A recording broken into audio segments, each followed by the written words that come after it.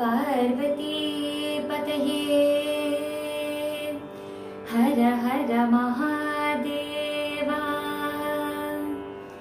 आदि पराशक्ति माता की जय।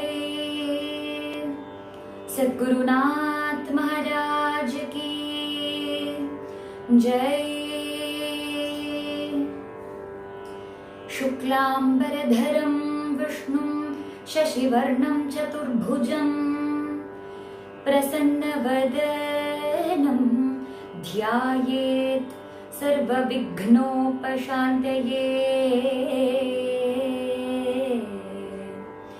वक्रतुण्ड महाकाय सूर्यकोटि समप्रभ निर्विघ्नं कुरु मे देव सर्वकार्येषु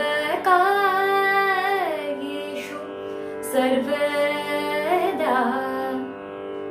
नमः शिवाभ्यां नवयौवनाभ्यां परस्पराश्लिष्टवपुर्धराभ्यां नागेन्द्रकन्या वृषकेतनाभ्यां नमो नमः शंकर पार्वतीभ्यां।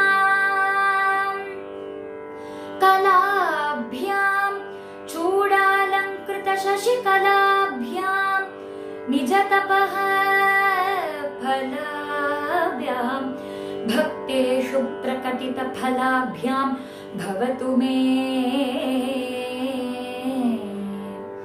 शिवाभ्याम् अस्तोकत्रिभुवन शिवाभ्यां हृदि पुनर्भवाभ्याम्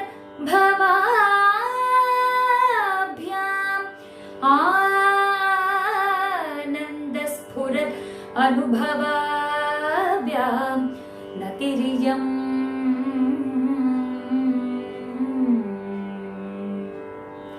गुरवे सर्वलोकानां भिषजे भवरोगिणां निधये सर्वविद्यानां श्री दक्षिणामूर्तये नमः।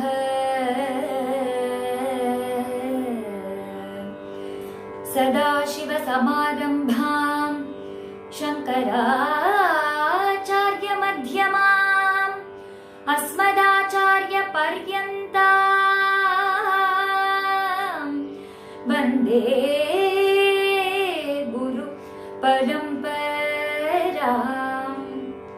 श्रुतिस्मृतिपुराणानामालयं करुणालयम् नमामि भगवत्पादशङ्करं लोकशङ्करम्। गुरुर्ब्रह्मा गुरुर्विष्णुः गुरुर्देवो महेश्वरः गुरुः साक्षात् परं ब्रह्म तस्मै श्री गुरवे नमः। बुद्धिर्बलं यशोधैर्यं निर्भयत्वम् अरोगता अजाड्यं वाक्पटुत्वं च हनुमत् स्मरणात् भवेत् हनुमत् स्मरणात् भवेत्। सद्गुरुनाथ महाराज की जय। हर नमः पार्वती पतये हर हर Mahadeva. Lord Dakshinamurti, the Lord of this entire world, entire Jagat, has blessed us all immensely today to take part in this satsangam, to enjoy listening to the meaning of the shlokas in Shivananda Lahari, composed by Sri Adi Shankaracharya. In our previous week's satsangam, we all enjoyed listening to the meaning of the 4th and 5th shloka in Shivananda Lahari.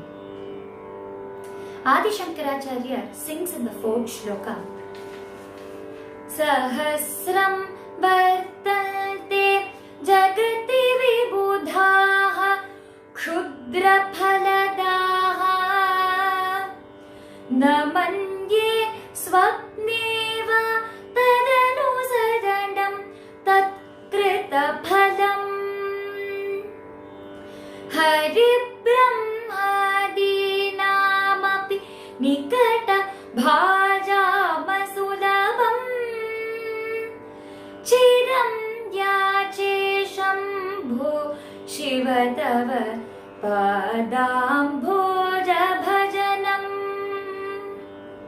Adi Shankaracharya says, let me not constantly dwell upon temporary happiness. Sahasram Vartante. There might be thousands of gods, thousands of demigods, thousands of devas in this world who will bestow trivial, trifling rewards to all of us when we pray to them. Namanye swapneva, but I will not go to them. I will not think about them. I don't want to go behind them and fall at their feet for all these temporary rewards. What is it going to give me? It is not going to give me the permanent happiness. Why should I think about that? Namanye swapneva tad anusaranam tat krita phalam. I don't want their rewards. I don't want their blessings. I don't want to think about them even in my dreams. Hari Brahmadinam api nikata bhaja masulabham. I want that permanent happiness which even Hari, Brahma and the other devas find it difficult to attain, which is your Pada Ambhoja Bhajana. It is the constant meditation upon your lotus feet. Why do I need the other things in this world? I need only this, because only this is permanent, says Adi Shankaracharya. In the fifth shloka he says, Smritau Shastre Vaidye Shakuna Kavita Gana Phanitau Purane Mantreva Stuti Natana Hasyeshva Chaturaha Katham Rajñam Pritir Bhavati Mahikoham Pashupate Pashum Mam Sarvagya Prathita Kripaya Padaya Vibho. He says, O Vibho, O omnipresent one, O all-pervading one, O Vibho, you are my king. You are pervading everywhere. So you become the ultimate emperor for all the worlds put together. So you are the ultimate refugee for everyone. You are the king. And for me to get closer to you, I think I should have some qualification. Because in our present day, we all see that if we possess some quality, some trait in us, it brings us closer. If we have some positive trait in us, if we have something to exhibit, something to showcase, then it brings us closer to higher authorities, higher officials, or even the king. So Adi Shankaracharya says, I need to go closer to the king. What qualities should I possess? I should be capable enough in any of these fields to be closer to Bhagavan. What are those fields? Smrita, canons of law, constitution, Shastre, philosophies, Vaidye, medicinal field, Stuti, eulogizing and praising anyone, Shakuna, in deciphering omens around us, Kavita, in poetry, Gana, in singing, Phanitav, in grammar, in the art of speaking, Purane, in Puranas, Mantras, Mantri, in mantras and prayers, Natana in dance, Hasyeshu in making others laugh, in being humorous. So these are the fields in which I must excel to grab the attention of my king. But O king, you know everyone, you know everything. Sarvagnya, you are the Sarvagnya, you know everything in this world, and you also know that I am incompetent. I am totally incompetent. I don't possess any capability in me to please you through all these ways, to please you through all these fields. So you know what is my ultimate surrendering point? I say, I give up. I've raised my hands and I say, I totally surrender at your feet. Because Pashum Mam, I am a Pashu and I don't know anything. My Koaham, who am I? Just a normal person. What can I do? I don't possess any qualities in me. So what is the use of me being in this world itself? I don't have any qualities. I don't have any talent in me. So I am a Pashu. But you are Sarvagnya. You are also the Pashupati. You are my king. You are the ultimate protector. So Pashupati, Tvam Prathita Kripaya. You should shower your compassion on me. But it is not the normal compassion. We all know that your compassion has no bounds. You are famous for your compassion. You are Ashutoshi. You are the Karuna Sagaram. So I pray for that. I pray for that Karuna only. Please shower that Karuna upon me. And you need not make me a Jnani. You need not give me knowledge. You just pull me out of this Samsara Sagaram and keep me next to you. That is enough. That is the greatest gift. That is the greatest blessing that I would ask you for, O Pashupati. Prathita Kripaya. Through your famous compassion, Palaya Vibho. Protect me. Save me. Save me from this Ghora Samsara. So this is the prayer which Adi Shankaracharya places in front of Shambhu. And he also teaches us how to pray and how to be submissive. In the next shloka, he goes ahead and he says, Ghato va mritpindopyadurapi cha dhumogniratalaha pato va tanturva pariharati kim ghora shavanam vritha kanthakshobham vahasi tarasa tarkavachasa padam bhojam shambhor bhaja paramasaukyam vrajasudhihi ghato va mritpindopyadurapi cha dhumogniratalaha pato va tanturva pariharati kim ghora shamanam vritha kanthakshobham vahasi tarasa tarkavachasa padam bhojam shambhor bhaja paramasaukyam vrajasudhihi. He addresses all Sudhis in this world. Sudhi means, hey Buddhi, hey intellect, you're very smart, you're very clever. All those people in this world who are smart and clever are addressed here. Why are they called smart and clever? Because he is the Gurunatha. And since we are also celebrating Guru Purnima celebrations, Guru Purnima, we should also think about the greatness of Guru in this occasion. Only a Gurunatha can be so kind and generous towards all his bhaktas. Because he doesn't consider anyone to be his Shishya. He only considers them to be his own sons and daughters. So out of mamta, out of compassion, he says, "Oh Sudhi, oh clever one, oh wise one." He says this as though he has kept a child on his lap.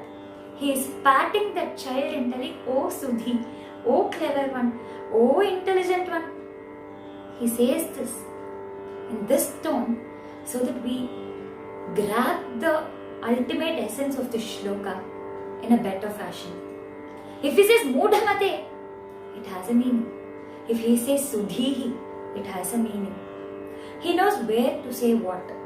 So in this shloka he says, "Hey Sudhi, hey clever one, I know that you're clever.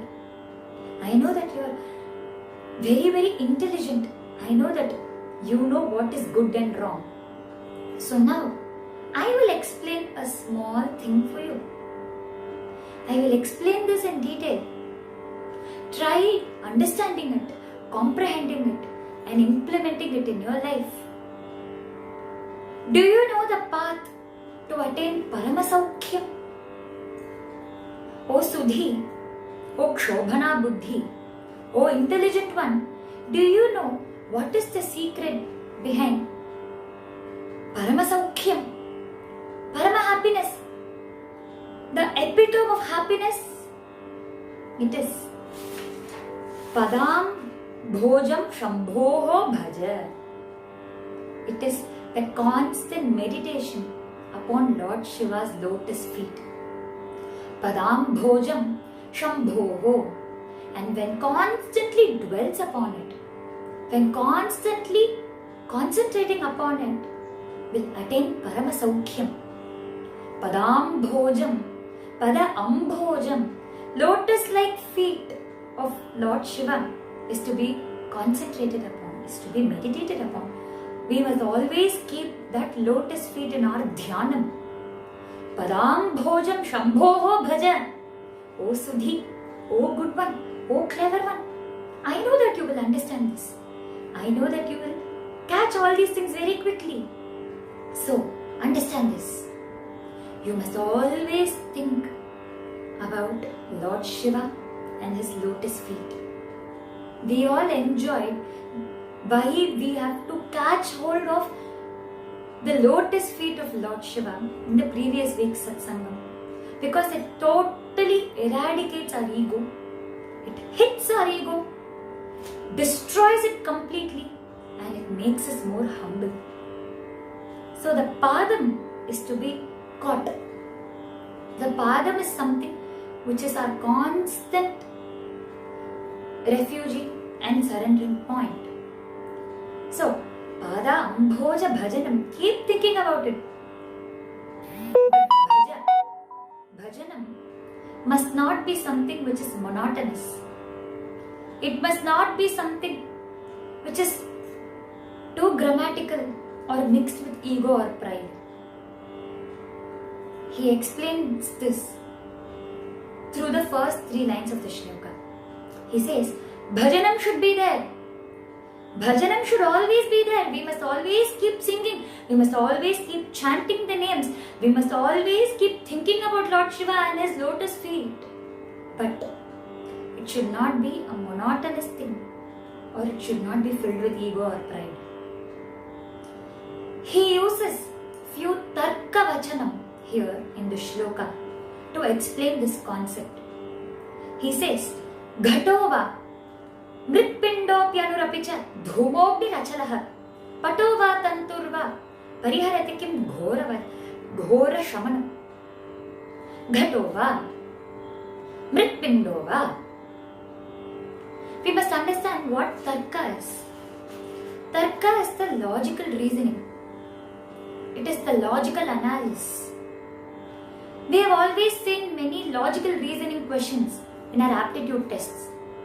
If A is equal to B, B is equal to C, then A is equal to C. If mother loves the daughter, daughter loves mother, if the father loves mother, father loves daughter, daughter loves mother, so it means father loves mother. So these are many reasonings that we keep undergoing in our day-to-day life. We keep thinking about all these things, and these are also put forth in our question papers. in many occasions. So Tarkam is very, very important. It is also a Shastram, Tarka Shastram. So this Tarka increases the thinking capability of a person. It increases the analytical skills of a person. And if it is given to a child, then his capabilities increase a lot. Because as a child, we tend to grasp many things. So it increases his capabilities. It increases his ability to think. And Tarka is authored by Gautama Maharishi and Kanaka Maharishi. It talks about logical reasoning and analytical skills alone. Now let us take a few examples. We need to understand what Tarka is. This Tarka is a Shastra which can be proved through 4 means. This can be known through 4 ways. The 4 ways are Pratyaksha, direct perception of things; Anumana, inference of things; Upamana, example; and Anupalabdhi, absence of something. We'll see a few examples to understand what it is exactly. Ghatova, Mritpindova, pot or clay. We have a pot in our hand. This is made up of clay. Now, this pot is made out of clay. This clay is processed and a pot comes into the picture. Pot is unmanifested in the clay. This is one type of arguments, which is Satkaryavada. So some people say that the pot is in an unmanifested form in the clay already. So it is already present there. So it gets manifested because of a process. This is Satkaryavada. And the next set of argument is, pot is something independent of the clay. It comes from clay. It is an entirely new substance. It is a new thing that has come into existence. So it cannot be compared with clay. It is totally independent. So this becomes Asatkaryavada. So if we take pot as the effect and clay as the cause, effect, cause, effect, cause. Cause and effect relationship is understood through these examples. Pot is the effect. Clay is the cause. Pot is formed out of clay. Pot is formed out of clay. So, is the effect already present in the cause in an unmanifested form, or is the effect independent than that of the cause? There are 2 arguments.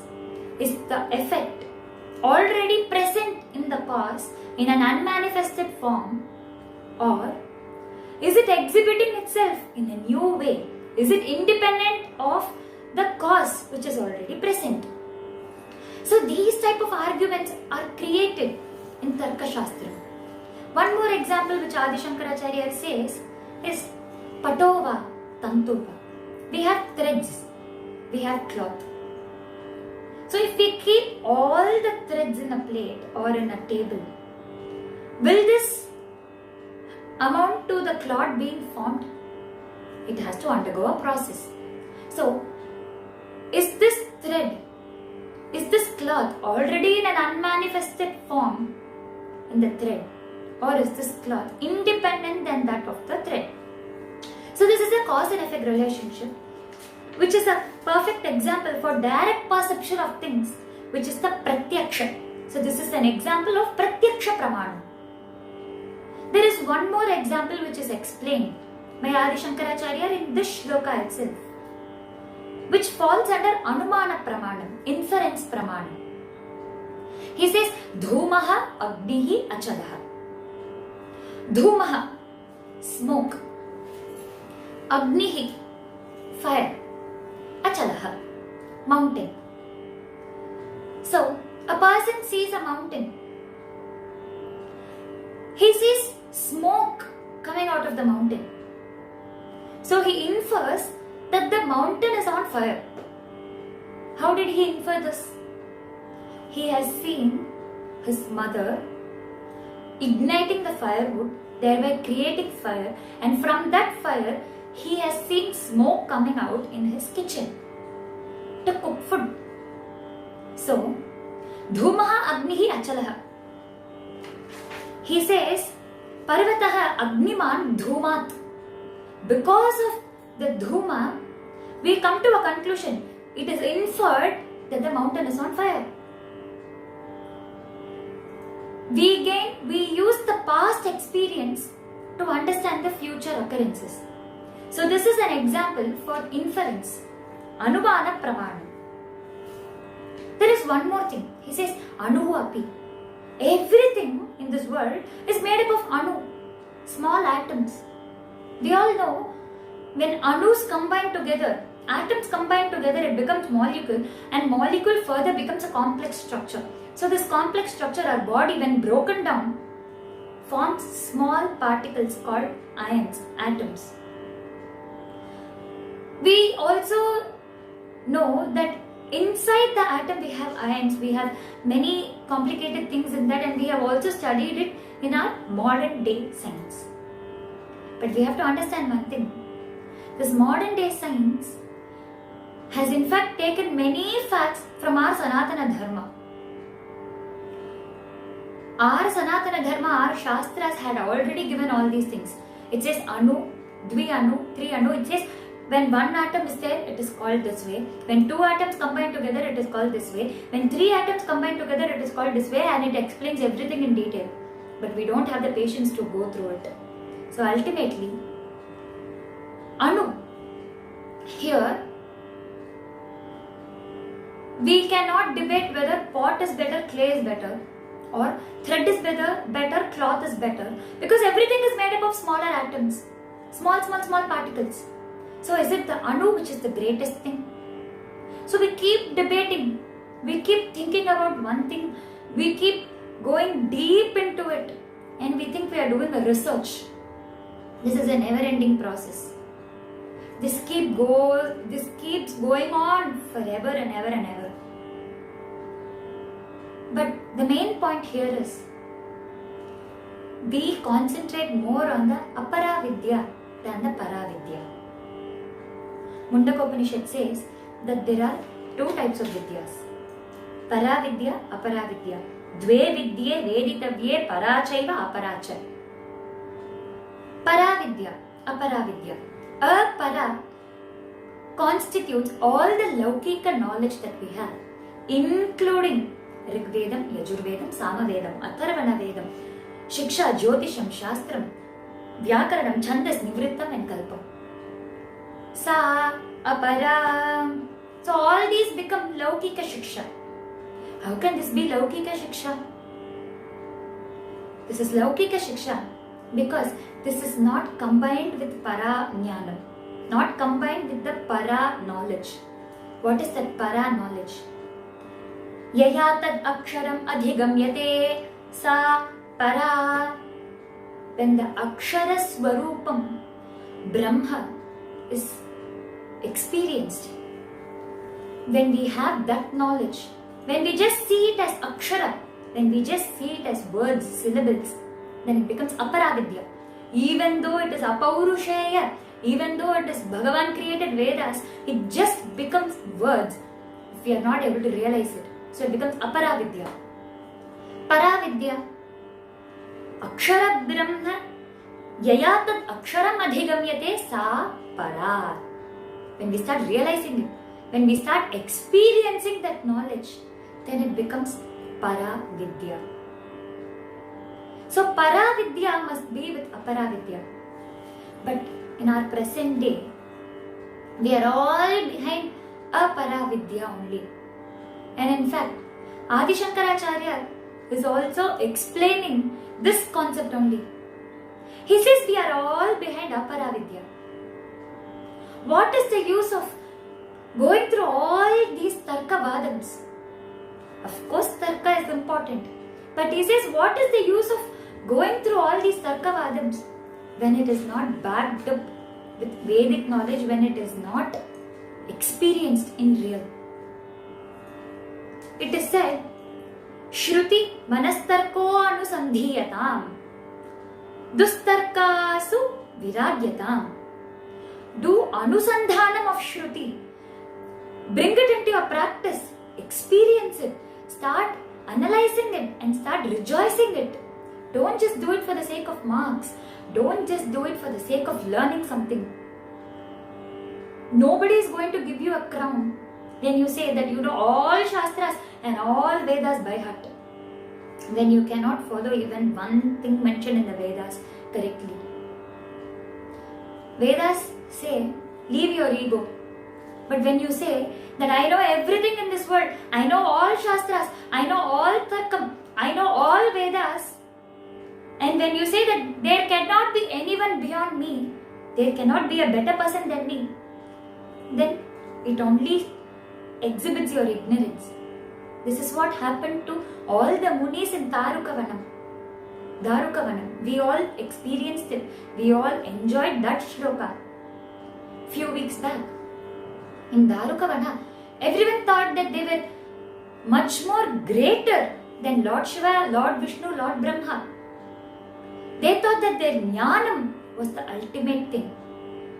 So, Lord Shiva had to come in the form of Bhikshatana Murti, and Lord Vishnu had to come in the form of Mohini to distract them and to prove that pride cannot bring anything in this world.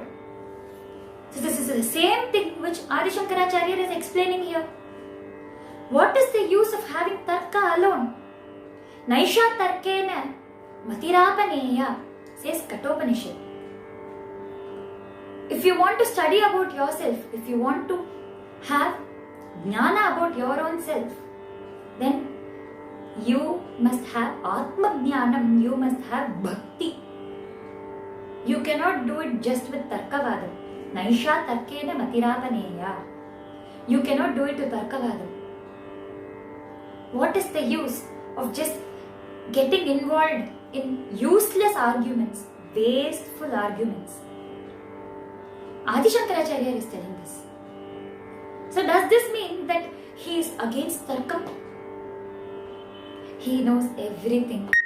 If we have to sum up Adi Shankaracharya's life, then it can be done in one shloka, which says, Ashtame Chaturo Vedah Dvadashe Sarva Shastravid Shodashe Kritavan Bhashyam Dvatrimshe Munirabhyagat. Ashtame Chaturo Vedah. By the age of 8, he learnt all the Vedas. What were we doing when we were 8 years old? We were probably in the 3rd standard or the 4th standard. What were we doing? We would have watched Cartoon Network, Pogo, Disney channels. Then we wouldn't have done anything. But he learnt all the 4 Vedas. Ashtame Chaturo Vedah. All the 4 Vedas. Dvadashe Sarva Shastravit.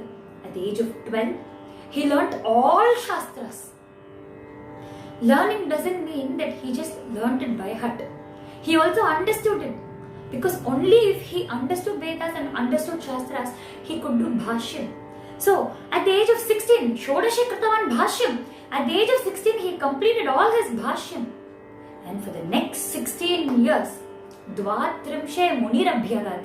Within the next 16 years, he spread this knowledge to nook and corner of the world. He created many more gurus like him. In fact, the Guru Parampara that we have now finds its root to Jagat Guru Adi Shankaracharya.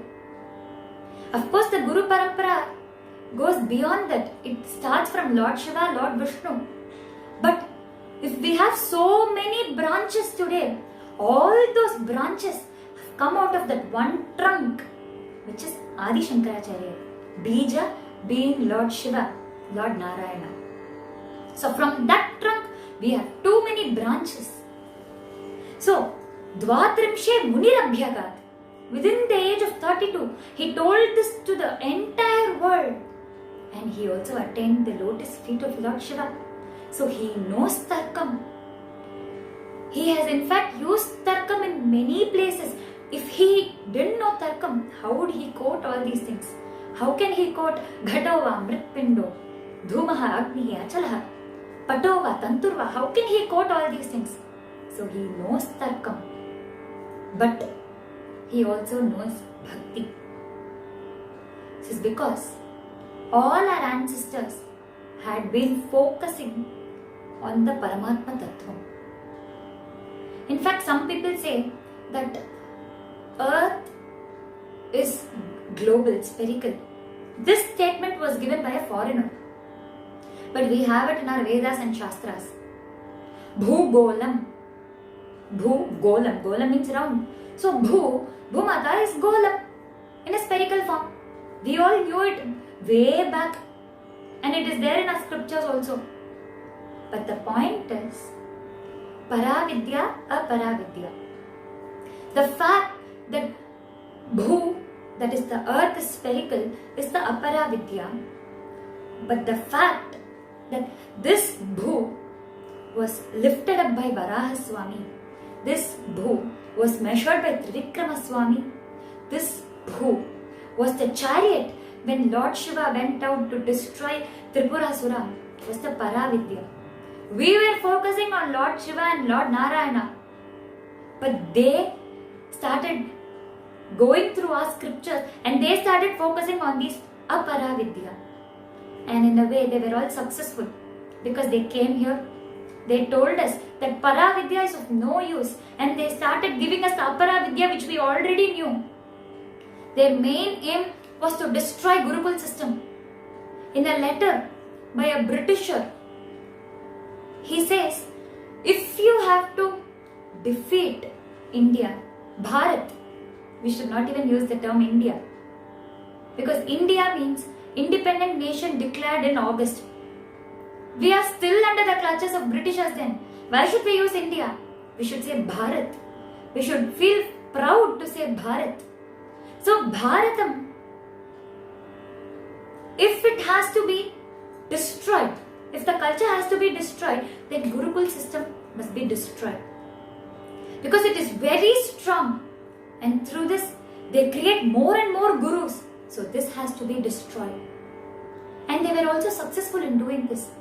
They destroyed our Paravidya and they started giving us the Aparavidya which we knew early. We all know about yoga, and now foreigners are doing yoga. They come and tell this as a new thing, and we start following it again. This is the most hilarious thing that can happen to us. They try to claim patent for turmeric, which we've been using for ages. Now there was also a recent news. We say donna, which is made up of leaves to contain prasad. They give it in all temples. We have it even now. And now there was a recent news which said foreigners have created the most economic way of creating a plate, of creating a container. And it was praised by the entire world. And we were like, we have already seen this. This is what we use everywhere. This is there in all the places in our country. Haven't you been to Bharatam? If not, please come here. You will find it in all temples. So what are we going to find? What are we searching for? What is this Aparavidya going to give us? Why waste your time in all these Aparavidyas? In fact, the modern day science says research. Keep searching for something new. And that is why when we say apple fell down, Newton realized it. From then on, everyone started researching upon that. There's a new research after that, because they don't find satisfaction in that. They keep thinking about something and their mind is not in a composed position. Sthirata nahi re. Sadashiva Brahmendra says, Sthirata nahi re. Those who keep thinking about Viparita Jnana Vimattanam, those who keep thinking about the other meanings which might be implied in the Shastras or Vedas, will never come to a tranquil position. Sthirata nahi re. They'll only keep searching more. They can never come to a tranquil, composed, calm position. But if once we study Shastram, then we will come to the point of peace. From then on, we will not start thinking. Because even if it is one shloka, it will teach us the Atma Jnanam. We've been searching peace everywhere around us, but it is there in us. If we start looking deep into us, if we start understanding Atma Jnanam, then what better than that? What could be better than that? So Atma Jnanam suppresses all our questions. It gives us an answer very easily, in a very lucid, simple form. And from then on, we will not go in search of anything else, because we'll be happy, enjoying the Parama Saukhyam in us, Parama Anandam, and this is Shiva Anandam. Shivananda Lahari talks about that only. This is the purest form of Anandam, the greatest Anandam that we can ever experience. So this is the Anandam that we have to search for. So instead of going behind Aparajnanam, start running behind Parajnanam. When you club it with Atma Jnanam, when you club it with Brahma Jnanam, when you club it with Bhakti, then ultimately you will attain peace. That is why we should not keep indulging ourselves in all these Tarkavadams.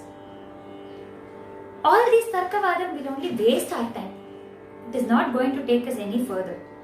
Yatha Jnanam Vina Muktihi Nastyupaya Shatairapi Tatha Bhakti Vina Jnanam Nastyupaya Shatairapi. It is said, Yatha Jnanam Vina Muktihi. If you have to attain Mukti, then it cannot be attained without Jnanam, without the ultimate knowledge. But if you have to attain the ultimate knowledge, it cannot be Apara Jnanam, it cannot be the Laukika Jnanam, it cannot be just the words that we find in front of us, but it has to be meaningfully put to us, and it has to club with Bhakti, it has to club with Para Jnanam. Tatha Bhakti Vina Jnanam Nastyupaya Shatairapi. If you have to achieve the ultimate knowledge, then you should have Bhakti. Without Bhakti, ultimate knowledge cannot come to us. So this is why Adi Shankaracharya says, don't waste your time in finding out if it's Ghatova, Mritpindova, Anuhu api, cha, Dhumaha, Agnihi, Achalaha, Pataha, Va, Tanturva. Don't waste your time in all these things. Don't waste your time in all these analysis. What are you going to gain? You are going to go deeper into the samsara sagaram and you cannot come out. This must be backed up with Vaidika Shastra. This must be backed up with Parajnanam. If you don't have the capability, don't go into it. Don't go and lose your track. Don't lose yourself in this dense forest. Instead, start thinking about Bhagavan. Because this will only create Vritha Kantha Kshobham Mahasi. This will only create a pain for you in your throat. Your throat will have a lot of pain. You're only putting your throat to a lot of trouble. So don't involve in all these things. In fact, we have been discussing about it for the past so many minutes. It is only a waste of time for all of us. Because there is no use out of this. We are not going to gain anything out of this. Then why should we think about all these things? So he says, Vritha Kantha Kshobham. It is only a pain in your throat. Waste of energy. Waste of efforts. So don't get into all these things. Vritha Kantha Kshobham Parihar Vahasi. Tarasa Tarkavachasa. Because of Tarkavadam, because of Tarkam, you will only waste your energy and waste your time. He asks a logical question. Okay, you can involve yourself in Tarkavadam, but can it defeat Yama? Pariharati kim ghora shamanam. Can it defeat Yama? When Yama comes and stands in front of you, will you ask him, Oh Yama, answer my question. Is it pot or clay? Is it cloth or thread? If I find smoke in the mountain, does this mean that the mountain is on fire? Answer these questions, then I will come with you. Will he listen to all these? will he even think about these? He will not even let us speak if he is going to anticipate that we are going to speak all these. And he will in fact take away our life the next second itself, because he doesn't want us to speak anymore. He will only think, Mudhamati, he's blabbering something. Papa, he was left alone somewhere, so he got mentally ill, mentally retarded. So we'll definitely have to take him, because this sharira, this mind will only make him even worse.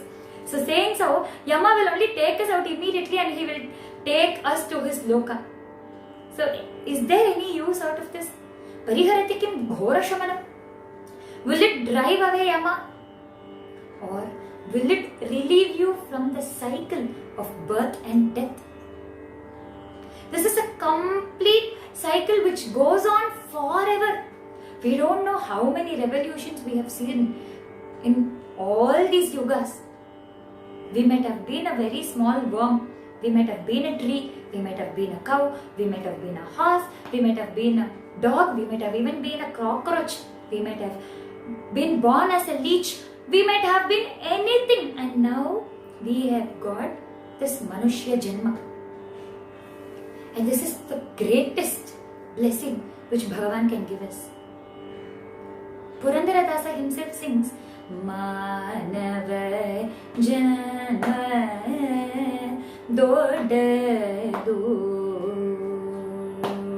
Manava Janma Dodadu, Ee Manava Janma Dodadu, Ee Manava Janma Dodadu, Idahani Madali Bedi Huchepa Gadira Manava Janma Dodadu, Idahani Madali Bedi Huchepa Gadira Manava Janma Dodadu.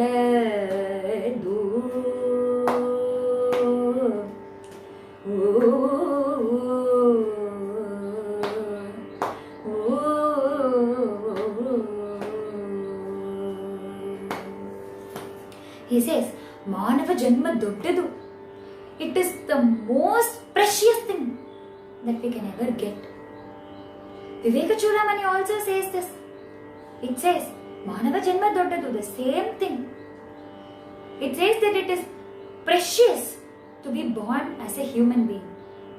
Jantunam Nara Janma Durlabham. It is very difficult to get Manushya Janma, but if we get it, then that is the greatest blessing showered upon us. So, in this Manushya Janma, we have got it after so many births, after so many yugas. But even in this Manushya Janma, we have so many sufferings. It is better to be born as a human, but even in this human birth, we all experience so many discomfort and sorrows.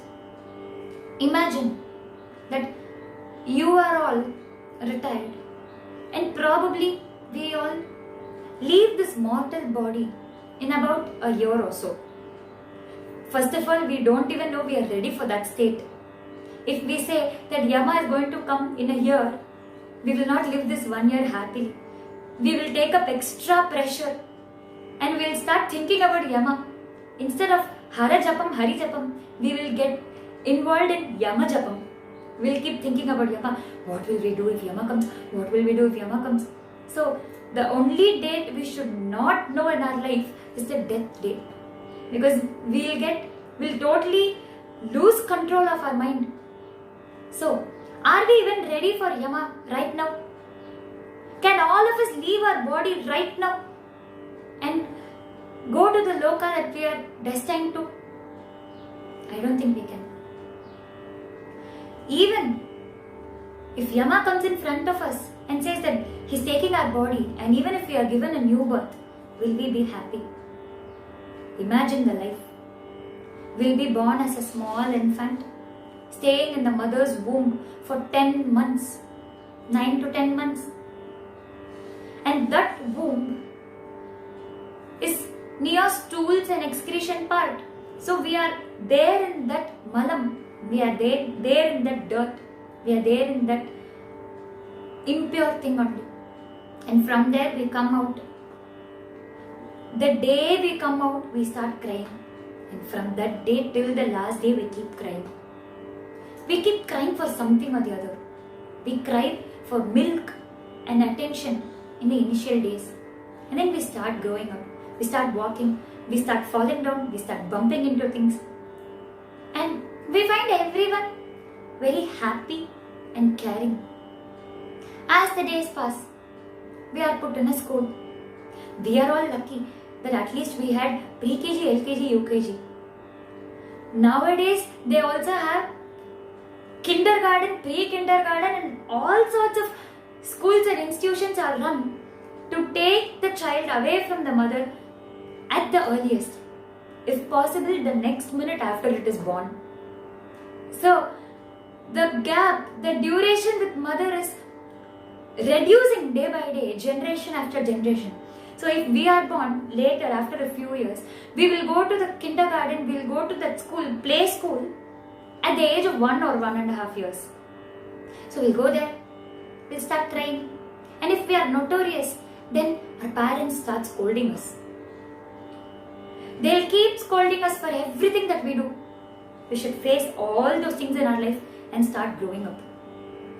So as the days pass, we have too many tests. We have many friends, we also have enemies, we fight with everyone, we happily laugh with many people, we have favorite teacher, we have a teacher whom we don't like at all, we dislike some people, we like some people, we create love towards some people, we create hatred towards some people, we start growing up.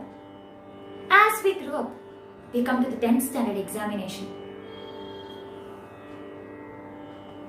And in the 10th standard examination, when we are ready to write the exam, people say, please take it very seriously. Because if you don't take 10th standard exam seriously, then you will not be placed in a good school for 12th standard. So we take it up very seriously. And we also get good marks. Assuming that we get good marks, we get placed in a good school. And then they say, finish off your 12th standard exam and come out with flying colors. And if you do that, your life is settled. Because you will get placed in a better college. So we toiled so much to somehow get the highest mark. And we try to get placed in a better college. After getting placed in a college, all the professors say, somehow please consider your college life very seriously. Because if you don't consider it seriously, then you will not get placed in a better job. So again, we take this also seriously. We keep thinking about aparajnanam, and we go behind that. We keep reading all sort of books which are not necessary for our life. And somehow we get placed in a good office. We think our life is settled. But it doesn't end there. There, the employer says, work more. Because you should get promotion, you should get better salary hike, we should get profits, we should attain a better position in the market. So keep working more. And there we have to face humiliation and insult from people whom we don't know. Even from people who are younger to us. Or from people who are less qualified than us. But no other way out. We'll have to take all those insults and humiliation as a garland and we'll have to march forward. There is no other way out. And after everyone realizes that you're earning more, that you do have a good bank balance, they think about your marriage. It is generally said, happily ever after the couple get married. But it is never happily ever after. I don't know about it, but I've heard many people say that it is not happily ever after. It is not a full stop there. It is just a comma. We face many problems. We have to sustain our family. So we keep thinking about them. We keep thinking about money. We keep thinking about employment. We keep thinking about all these things constantly. So this goes on forever. And after retirement, we think that we should constantly involve ourselves in satsanga. But at that point of time, probably we are totally outdated technically. Or probably our ears are not working, so we are not able to hear. Our eyes are not having the same clarity that it used to have when it was a child, when it was very young. So we face many problems in our body, we face many problems around us. We think nobody is logging into Zoom or Google Meet and nobody is giving us a tablet or a laptop to get into satsangam. Nobody is taking us to temples to involve ourselves in satsangam. We feel nobody is taking care of us. We feel that we have done so much for them. They don't respond, they don't retaliate. And we keep thinking about all these things and we get even more deeper into this sorrow, this ocean of sorrows. So, this was just a 5-minute quick glance of the life that we have ahead in front of us. So, do you think pot or clay, cloth or thread? Is the mountain on fire? Is it made up of atoms? All these vadams, all these statements will relieve you from the clutch of Yama, or will it relieve you from Punarapi Jananam, Punarapi Maranam, Punarapi Janani, Jathare Shayanam? Will it relieve you from the cycle of birth and death? Do you think that you will be relieved? If you think so, then you're totally wrong. This is not of any use. This cannot help any one of us at any point of time. So don't keep thinking about all these. Don't have ego that you know too much. Don't keep wasting your time in all these jnanam. Don't keep talking unnecessary things. Instead, start thinking about the lotus feet of Lord Shiva. Because again, yatha jnanam vina muktihi nasti upaya shaterapi tatha bhakti vina jnanam nasti upaya shaterapi. Without bhakti, everything that we learn will go waste. It will go into the drain. It is of no use, absolutely no use. Only when some value is given to it, only when parajnanam is added to the aparajnanam, then we will achieve something in our life. Otherwise, even if we get this human form again and again and again, which is the most precious form, it is totally waste. At least Bhagavan can give it to someone else who wants to think about Bhagavan. Why should he give it to us constantly when we are not able to think about him? When we are not able to utilize it for the purpose of satsangam? Yes. So what is the use of talking about all these things when you don't go in and think about your own self? Yavatasya asvatantrasya tavat ishvarato bhayam. When we stop looking into our own self and when we look out, we see everyone to be very dangerous, very bhayanak. When we look at them, we have this inner fear in us. And when we look at Bhagavan also, we will have the inner fear until we realize who we are. Unless and until we do a swadhyayam, unless and until we get Atma Jnanam, Brahma Vidya, we can never come out from the clutches of birth and death. This is something which will go on forever, and this is something which can never be put to an end by anyone apart from our own self. So let us dwell on all these things which Adi Shankaracharya has told us through the 6th shloka by keeping us on his lap and telling Sudhihi, hey Sudhi, hey intelligent one, hey clever one. So he has explained all these as a mother. He has explained it like how a mother would patiently explain to his son or daughter. So let us try to contemplate upon this for this entire week, and let us continue to understand the meaning of the 6th shloka in the upcoming week also. Hara Namah Parvati Pataye, Hara Hara Mahadeva. आदि पराशक्ति माता की जय। सद्गुरुनाथ महाराज की जय। वीर धीर शूर पराक्रम आंजनेय स्वामी की जय।